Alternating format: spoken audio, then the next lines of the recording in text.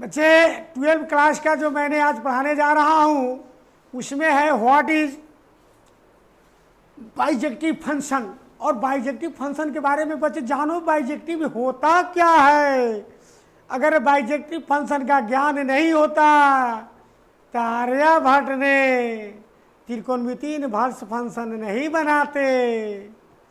बच्चे त्रिकोणमितीय इनवर्स कैसा फंक्शन है, तो त्रिकोणमितीय इनवर्स क्या है, बाइजेक्टिव फंक्शन।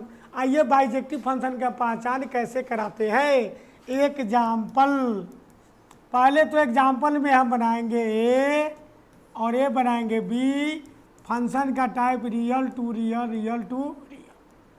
अब रियल टू रियल होगा तो अगर इसमें एक होगा तो इसमें मान लीजिए ए है, ये 2 है, बी है, 3 है, सी है।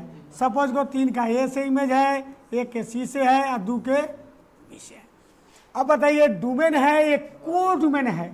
डोमेन में एक भी एलिमेंट खाली नहीं है, को डोमेन में भी एक एलिमेंट नहीं खाली है, और दोनों का पेयरिंग हो रहा है। इसलिए कहेंगे this is bijective, bijective function. अब बाइजेक्टिव फंक्शन के हम अलजेब्रिक में कैसे देंगे, अलजेब्रिक।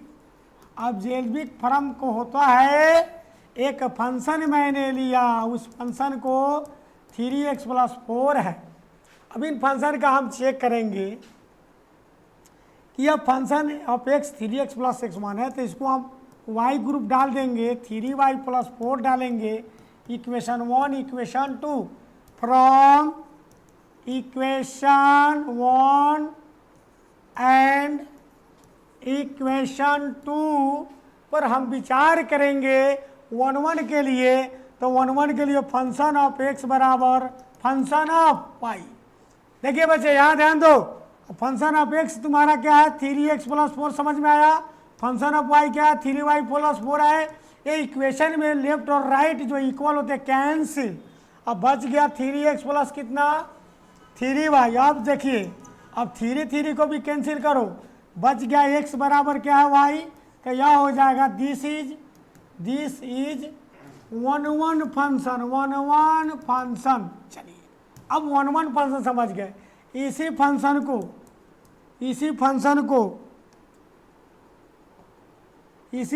को अब हम लिखेंगे 3x + 4, 3x + 4। और यहाँ पर हमने क्या करेंगे, y करेंगे और इसको हम x को ट्रांसफ़र करेंगे, 4 को ट्रांसफ़र करेंगे। तो बच्चे प्लस है, इधर आएगा तो माइनस हो जाएगा, यहाँ 3x हो जाएगा। x को फ्री करेंगे, y - 4 पर बाटा क्या हो जाएगा, 3।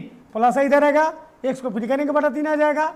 अब यह समीकरण 1 और यह समीकरण क्या है, 2। अब लिखेंगे फ्रॉम इक्वेशन 1 एंड इक्वेशन 2।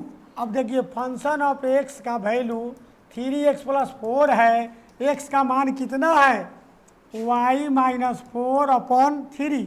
और बताइए 3 इंटू में क्या लिखेंगे, y - 4 अपन क्या है 3, 3 कैंसिल।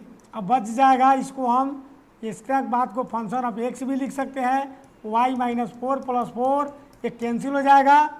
तो फंक्शन ऑफ x बराबर अगर y हो जाए तो लिख सकते हैं दिस फंक्शन इज 1 2। अभी 1 2 फंक्शन हो गया। अब दोनों फंक्शन को देखा जाए कि फंक्शन ऑफ x बराबर 3x + 4 है, तो यह फंक्शन 1 1 भी है और क्या बोलो 1 2 भी है। फंक्शन का कंडीशन रियल टू रियल है, तो दिस फंक्शन इज 1 1 एंड 1 2। यहाँ इसको बाइजेक्टिव कहते हैं, बाई माने होता है 2। अब आगे के क्लास जो है हमने मेनी वन फंक्शन पर विचार करेंगे।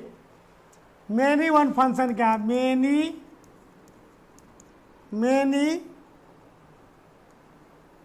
मेनी के स्पेलिंग जानी जरा, MENY। चलो मेनी वन फंक्शन के बारे में हम समझेंगे। मेनी वन फंक्शन के बारे में हम जानेंगे। What is many one function, और ये फंक्शन कैसा है, तो बहुएकैकी